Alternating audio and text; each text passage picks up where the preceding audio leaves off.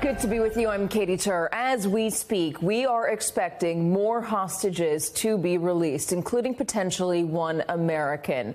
2 Israeli women have so far been released today, just hours before the extended ceasefire is set to end.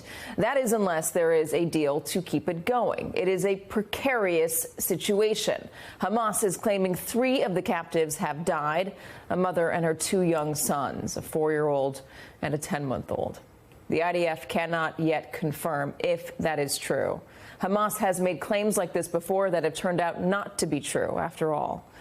Trying to keep the lines of communication open are Secretary of State Antony Blinken, who is headed to Israel right now, along with U.S. envoy for hostage affairs, as the United States starts to further tailor its public message, with President Biden warning that a resumption of war only serves to give Hamas what it wants, which is never-ending violence. Quote, Hamas unleashed a terrorist attack because they fear nothing more than Israelis and Palestinians living side by side in peace. There's growing political pressure in Washington behind that change in messaging, so let's get into it. Joining us now from Tel Aviv is NBC News correspondent David Noriega. David, good to have you. Let me ask you about the current hostage situation. We've seen 2 women so far. Usually by now we've seen a few more. What do we know about the status?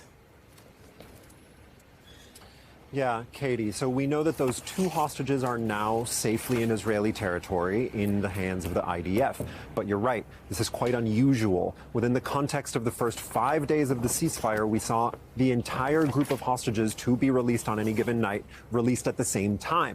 This is not what we're seeing tonight. These 2 hostages are dual Russian-Israeli nationals. Hamas says that it released them specifically as a gesture of goodwill towards President Vladimir Putin, which suggests that the release of these 2 specific people happened outside the framework of the ceasefire agreement. That means that we're still waiting to see any news of the release of the additional hostages that we're expecting to see released tonight. We also know from a U.S. official and a diplomat involved in the negotiations that it is possible that an American will be released tonight. Possible, but not guaranteed. I would describe the situation here on the ground right now as eerily quiet. We're not really getting any news at this exact moment on whether the ceasefire is going to be extended. All sides say that they are willing to extend it as long as the other side is willing to extend it.